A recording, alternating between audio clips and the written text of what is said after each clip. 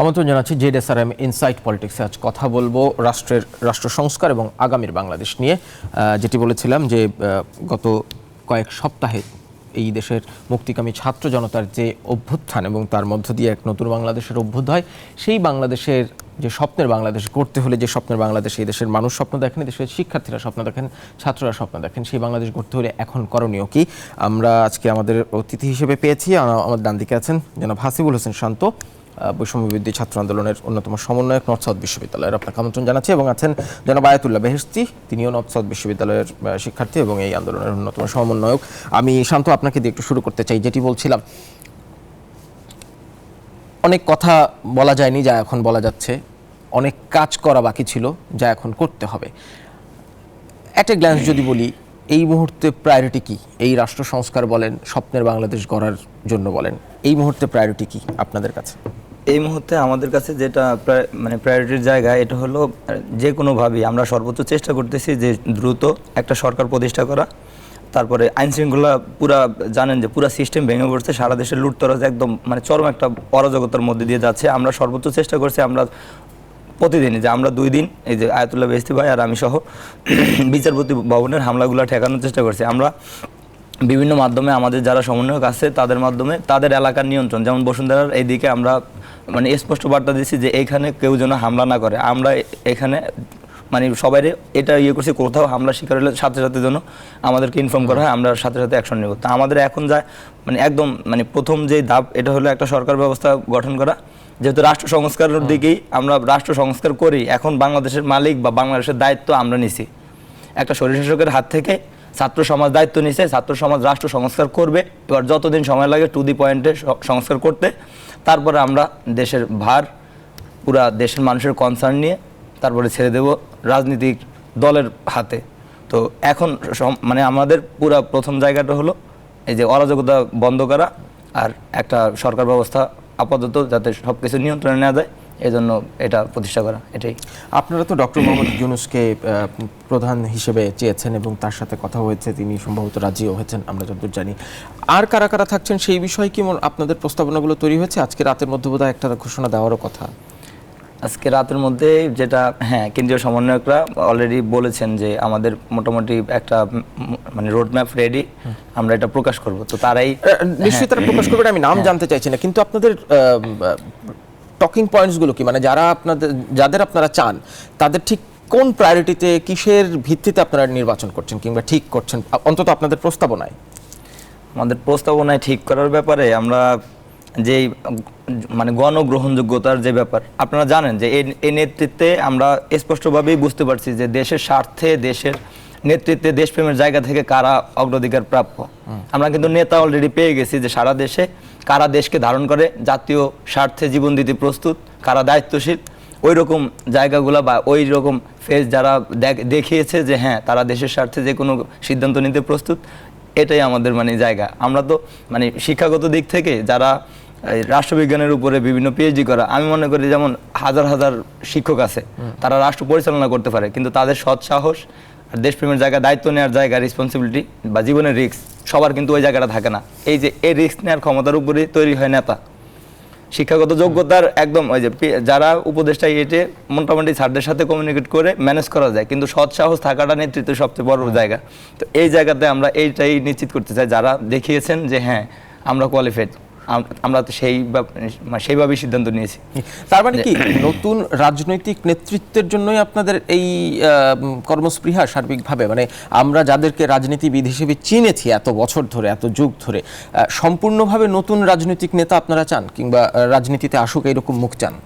না, নতুন রাজনীতিতে আসুক এরকম মুখ চান কিনা, এখন প্রত্যেকটা মানুষেরই রাজনীতি করার অধিকার আছে, প্রত্যেকটা মানুষ চাইলে দল গঠন করতে পারে, এটা সময় বলে দেবে যে কে কি করতে চায়। কিন্তু যার যেটা ইচ্ছা সে সেটা করতে পারে রাজনৈতিক দলের। আমরা ওইভাবে আমরাই রাজনীতিতে আসতে চাই বা আমরা নেতা হতে চাই এরকম না। আমরা শুধু আমাদের রাষ্ট্রে একটা পয়েন্টে কথা বলছি যে আমরা কোঠা সংস্কার চাইছি। তো সংস্কারের পরে কি হলো, আমাদের আমরা জনগণ, আমরা দেশের মালিক, আমরা রাষ্ট্রের একটা প্রশ্ন তুলছি, আমাদেরকে রাজাকার বলা হলো, আমাদেরকে নির্বিচারে মারা হলো। তার আমার রাষ্ট্রে আমার কোনো সুযোগই নেই কথা বলার। তারপরে বুঝতে পারছি যে সময় যত গড়িয়েছে, আমার যত ভাই হত্যা করা হয়েছে, তো তারপরে আমরা বুঝতে পারছি যে আমাদের এখন রাষ্ট্রের প্রত্যেকটা সিস্টেম শেষ।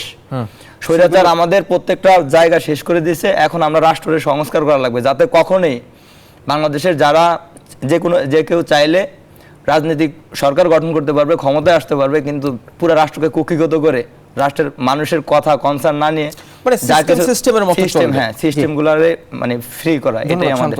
আমি আয়াতুল্লাহ বেহেশতি আপনাকে একটা সুনির্দিষ্ট প্রশ্ন করতে চাই। আমি গত 2 দিন যাবতই দেখছি আপনারা বলছেন, আরও অনেকেই বলছে বিজ্ঞজনেরা, যে এই যে বিজয়, শিক্ষার্থীদের জনতার এই যে বিজয়, সেই বিজয় যেন হাতছাড়া না হয়ে যায়, এই বিপ্লব যেন বেহাত না হয়। এই যে বেহাত বিপ্লবের যে শঙ্কা, এই শঙ্কা আপনাদের মধ্যে কেন? দেখুন, আমাদের আন্দোলন শুরুতে সাধারণ শিক্ষার্থীদের আন্দোলন ছিল, পরবর্তীতে সেটা গণমানুষের আন্দোলনে পরিণত হয়েছে। শিক্ষা সমাজ বা শিক্ষার্থীদের যে ভূমিকা যে কোনো জায়গায়, সেটা অবশ্যই অনস্বীকার্য। শিক্ষার্থীরা একটা ভালো মন্দ বোঝার ক্ষেত্রে তারা সর্বোচ্চ এগিয়ে থাকে। তো সেক্ষেত্রে সাধারণ গণমানুষের আন্দোলনে যখন পরিণত হয়, স্বাভাবিকভাবেই তাদের ক্ষেত্রে বোঝাপড়ার জায়গাটা ওরকম স্ট্রং থাকে না, সেটা নড়বড়ে থাকে। তো সেই জায়গাতে আপনি চিন্তা করেন, একটা মানুষকে যদি আমি একটা বিষয় ওভাবে উল্লেখ করে বোঝাতে চাই, একটা শিক্ষার্থীকে আমি খুব ইজিলি বোঝাতে পারবো, কিন্তু একটা সাধারণ মানুষকে আমি ওভাবে বোঝাতে পারবো না। তাদের জায়গা থেকে তারা এই আজকে 16 বছরের যে স্বৈরাচারী শাসন তারা দেখে আসছে, সেখান থেকে তারা এটা চিন্তা করবে যে আমার এই মুহূর্ত হচ্ছে আমার উল্লাসের মুহূর্ত, এবং এই মুহূর্তে আমি উল্লাসে বাঁধ ভেঙে যাব। সেই বাঁধ ভাঙতে গিয়ে তাদের এই বিজয় কোনো সময় সীমা ছাড়িয়ে যেতে পারে, এবং যেটা আমরা দেখেছি বিভিন্ন জায়গায় সীমা ছাড়িয়ে গিয়েছে। আমরা সাধারণ শিক্ষার্থীরা অবশ্যই তৎপর আছি যে খুব শীঘ্রই যাতে আমরা এর আশু সমাধান করতে পারি, এবং আমরা আমাদের সেল গঠন করেছি যে যাতে হচ্ছে এই বিজয় আসলেই বেহাত না হয়ে যায়, এবং আমাদের নিজেদের মধ্যে যাতে কোনো ধরনের অন্তর্দ্বন্দ্ব কোন্দল না হতে পারে, এবং একইভাবে সাধারণ শিক্ষার্থীদের সাথে গণমানুষের যে নতুন জোয়ার সৃষ্টি হয়েছে তার মেলবন্ধন যাতে বজায় থাকে, এবং আমরা সবাই মিলে যাতে আমাদের যেই স্বৈরাচার হটিয়ে যে আমরা যেই 9 দফা দাবির কথা চিন্তা করেছিলাম, বৈষম্য বিরোধী যে বাংলাদেশ আমরা গড়তে চেয়েছিলাম, সেই লক্ষ্যে যাতে আমরা এগিয়ে যেতে পারি। এই জায়গায় এবারে শুধুমাত্র কি এই মুহূর্তে যে অরাজকতা চলছে সারা দেশের মানুষের মধ্যে, এই মুহূর্তে যেহেতু কোনো পুলিশ নেই, কোনো নিরাপত্তার সেই সিস্টেম চেইনই এখন নেই, মানুষের মধ্যে একটা অসম্ভব রকম আতঙ্কগ্রস্ত সবাই, কখন ডাকাতি হয়, কখন ছিনতাই হয়, একাধিক জায়গায় আমরা সেই ডাকাতি ছিনতাইয়ের কথা শুনেছিও। শুধুমাত্র এই অরাজকতা নিয়ন্ত্রণ করতে পারলেই কি মনে হচ্ছে আপনাদের কাছে যে বিপ্লব বেহাত হবে না, নাকি নিকট ভবিষ্যতে যারা আপনারা 16 বছরের স্বৈরাচারের এই শাসনের কথা বলছেন, তার আগেও তো বাংলাদেশ হয়তো মাত্রা কম ছিল, কিন্তু একই ধরনের শাসন ব্যবস্থা তো দেখেছে, তার কোনো রিপিটিশনের চেষ্টাও আপনারা শঙ্কা করেন কিনা? আমরা আসলে দুই দিক থেকে, শুধু এই যে দুটো দিক, এই দিক না, আরো অনেক কিছু দিক থেকে আমাদের চিন্তা করতে হচ্ছে। বহির্বিশ্বের প্রেশার রয়েছে, আর সেক্ষেত্রে আমাদের সাধারণ শিক্ষার্থীদের জায়গা থেকে আমরা সবসময় বলেছি আমাদের সাধারণ শিক্ষার্থীদের রূপরেখা অনুযায়ী যাতে অন্তর্বর্তীকালীন সরকারটি গঠন করা হয়। আমার মনে হয় তখনই এই সমস্যাগুলো আশু সমাধান সম্ভব হবে, যেহেতু আমরা বিশ্বাস করতে চাই বৈষম্য বিরোধী ছাত্র আন্দোলন থেকে যেই নতুন গণজোয়ার সৃষ্টি হয়েছে, সেই গণজোয়ার অবশ্যই তারা পারবে বাংলাদেশকে নতুনভাবে এগিয়ে নিয়ে যেতে এবং নতুনভাবে নেতৃত্ব দিতে। সেই জায়গা থেকে শুধু এই যে বর্তমানে যে ভ্যান্ডালিজম হচ্ছে বা ভাঙচুর হচ্ছে বা অরাজকতার একটা পরিবেশ সৃষ্টি হয়েছে, শুধু সেটাই নয়, আমরা দেখেছি যে কোনো একটি সরকার একটি নির্দিষ্ট সময় স্থায়ী থাকার পরে পরবর্তী যখন নির্বাচনকালীন সরকারে যায়, স্বাভাবিকভাবেই তার ক্ষমতার প্রতি এক ধরনের মোহ কাজ করে।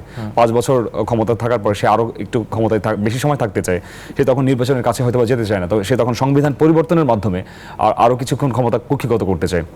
স্বাভাবিকভাবে এটা হিউম্যান সেন্স বলে যে 5 বছর ক্ষমতায় থাকার পর পরবর্তী জনগণ একটা খাবার জনগণ বেশিক্ষণ খেতে পারে না, তখন সে চায় নতুন কিছু আসুক, নতুন কোনো একটা দ্বার উন্মোচন হোক। তো সেই দৃষ্টিকোণ থেকে আমরা শুধু এই দুটো জায়গা থেকে চিন্তা করছি না, মাল্টিডিমেনশন জায়গা থেকে আমরা চিন্তা করছি। বহির্বিশ্বের জায়গা থেকে আমাদের উপর প্রেশার রয়েছে বিভিন্ন জায়গা থেকে। আমাদের ডক্টর ইউনূস স্যার বলেছেন স্পষ্টভাবে যে ভারত আমাদের উপর যে ধরনের কর্তৃত্ববাদী এতদিন যাবৎ একটা অবস্থা বজায় রেখেছিল, সেটা আমরা খুব স্বনির্মূলে আমরা দমন করবো অবশ্যই। তো সেই দৃষ্টিকোণ থেকে আমরা বিশ্বাস করি যে শোষণ এবং নিপীড়নের দিন শেষ হয়ে আসছে ইনশাল্লাহ। খুব শীঘ্রই আমাদের বিজয় আমরা সত্যিকার অর্থে উদযাপন করতে পারবো। আমরা একটা বিরতি নেব, বিরতির পর ফিরে এসে আরও কিছু আলোচনা করতে চাই। প্রিয় দর্শক, ZSRM ইনসাইড পলিটিক্স একটা বিরতি নিচ্ছি, ফিরছি খানিকক্ষণ পর।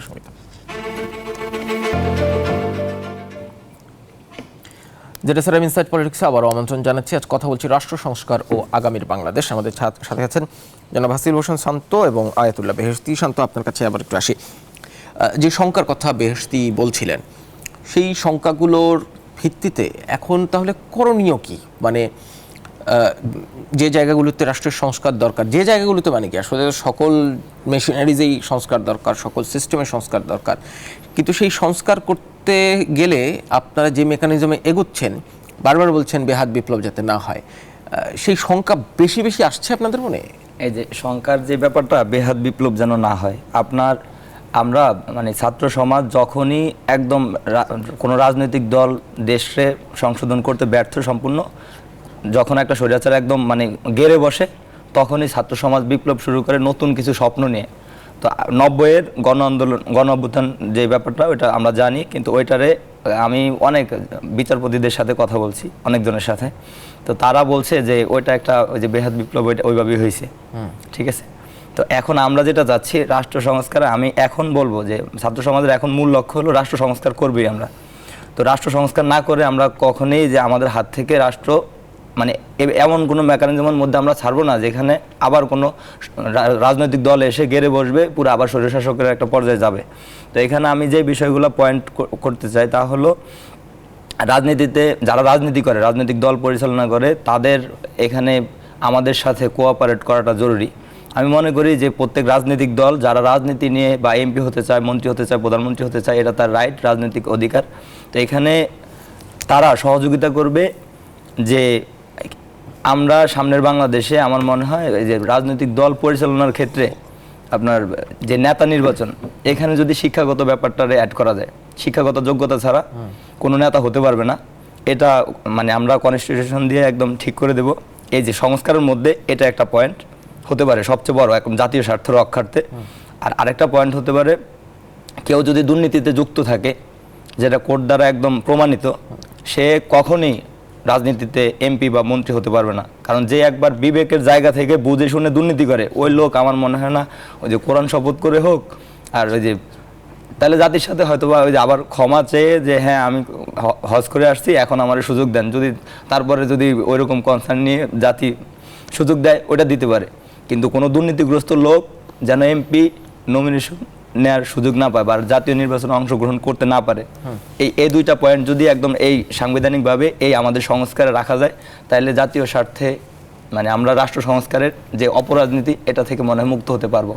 কিন্তু ধরেন যে মাত্রার সংস্কার দরকার, তাতে তো খুব স্বল্প সময়ে হবে না। একটা কথা হচ্ছে যে যারাই অন্তর্বর্তীকালীন সরকারে থাকবেন, আমি জানি না এখনো যদি এমন হয় যে তারা কেউই রাজনৈতিক নন, সম্পূর্ণভাবে অরাজনৈতিক, আপনারা যে গণতন্ত্রের জন্য আন্দোলন করলেন, সেই গণতন্ত্রের আন্দোলনের পর যদি অরাজনৈতিক ব্যক্তিরা একটা দীর্ঘ সময় এই রাষ্ট্র পরিচালনা করতে প্রয়োজন বোধ করেন, তখন কি আসলে আবারও আপনাদের সেই শঙ্কা জেগে উঠবে কিনা? না, প্রয়োজন বোধের জায়গাটা এখানে আমরা সংস্কারের জন্য, আমি আপনার বলি যে স্বৈরাচার কিন্তু 5 বছরের একদম নির্দিষ্ট হয়ে গেছে।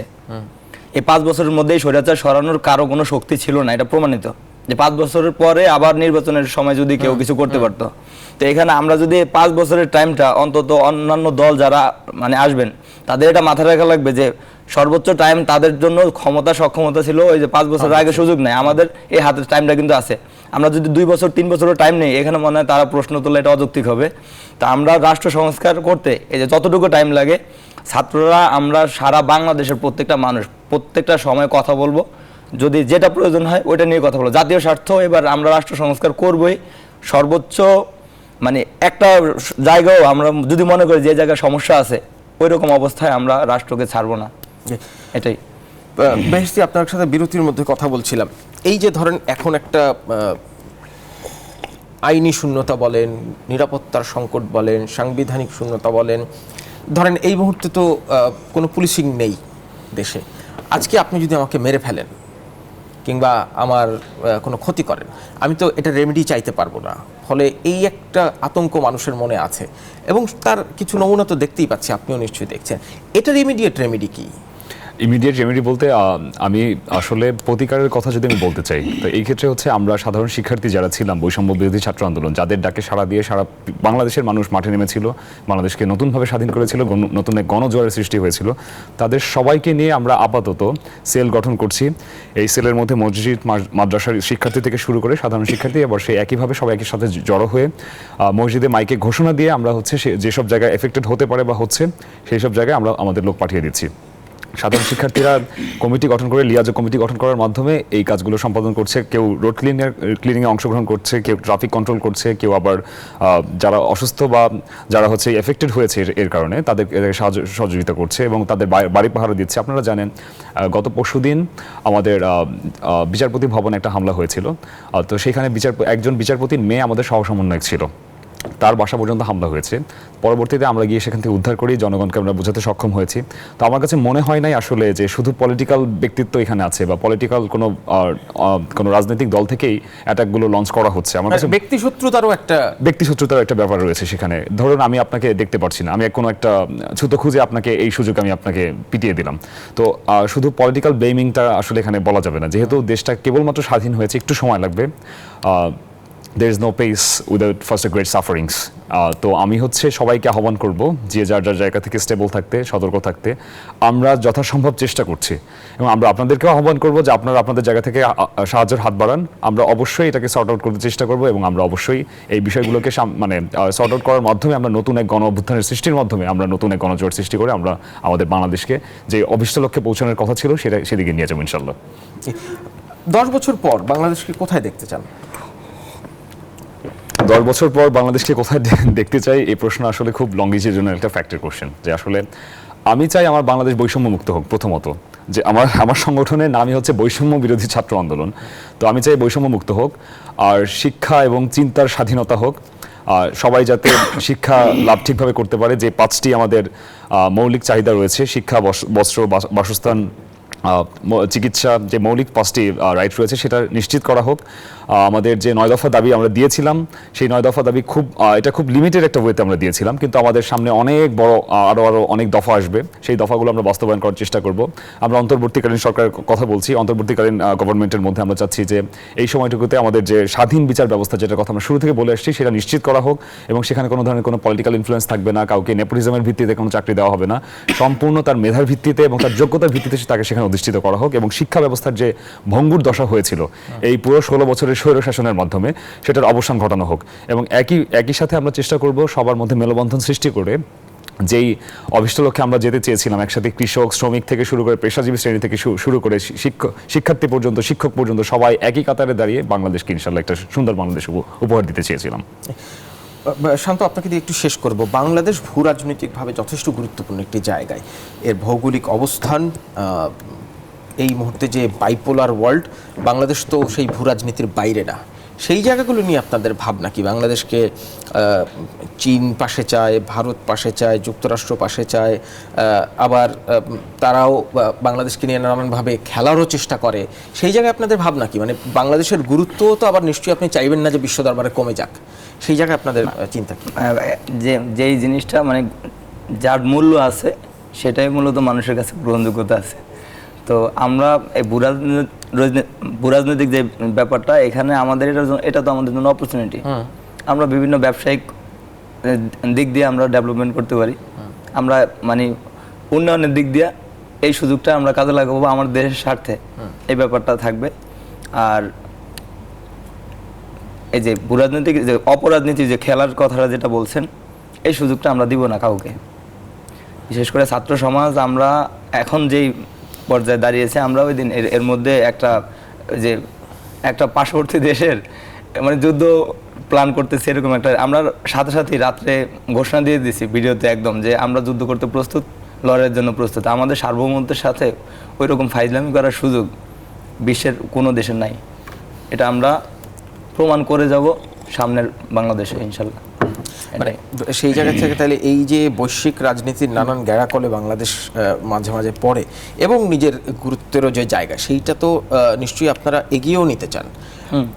এবং বাংলাদেশের পররাষ্ট্রনীতি এতদিন যেটা আমরা শুনেছি, ফ্রেন্ডশিপ টু অল, ম্যালাইজ টুয়ার্ডস নান, সেই জায়গায় কি আমাদেরকে অবস্থান করতে হবে কিনা? ফ্রেন্ডশিপ, হ্যাঁ, এর বন্ধুত্বপূর্ণ সম্পর্ক, হ্যাঁ, এটা তো আমরা কোনো দেশের সাথে যুদ্ধ করতে যাই না। আমরা মনে করি যে আমাদের দেশের সাথে অন্যান্য দেশের সাথে সম্পর্ক থাকবে, এখানে সম্পর্ক একপাক্ষিক কখনোই হয় না, গিভ অ্যান্ড টেকের মতো।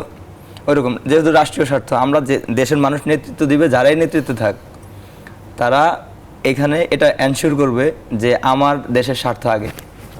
মানে আমি কিছু দিব তো আমি কিছু নিব, যেটা আমার দেশের জন্য ভালো, দেশের স্বার্থের জন্য সবচেয়ে যায়, ওইটা প্রায়োরিটি পাবে, এখানে অন্য কোনো তো সুযোগ নেই। না, কিন্তু এই দ্বিপাক্ষিক সম্পর্কে কখনো কখনো বহুপাক্ষিক সম্পর্কের কারণে তো ক্ষতিগ্রস্ত হয়। আপনি পৃথিবীতে তো সবাই এক পক্ষ না, তাদের নিজেদের মধ্যে প্রতিযোগিতা আছে। বাংলাদেশ তখন নিজের স্বার্থে দেখতে গিয়ে কারো না কারোর সাথে সম্পর্ক খারাপ হয়ে পড়তে পারে, সেই শঙ্কা কি থাকে? জয়ের 100 পথ, জয়ের 100 পথ। তো আমার দেশের মানে যদি সংকটে দেখি, আমি মনে করি আমার দেশের যারা নেতৃত্ব থাকবে তারা ওই 100 পথের মধ্যে একটা না একটা পথ খুঁজে বের করবে। আর তারা আমরাও সেই প্রত্যাশা করি। জনাব হাসিবুল হোসেন শান্ত এবং আয়াতুল্লাহ বেহেশতি, আপনাদেরকে আবারও অভিনন্দন জানিয়ে আজকের অনুষ্ঠানে যুক্ত হওয়ার জন্য অনেক ধন্যবাদ জানাচ্ছি। প্রিয় দর্শক, এই ছিল আমাদের আজকের জেডএসআরএম ইনসাইড পলিটিক্স। ধন্যবাদ সবাইকে সাথে থাকার জন্য।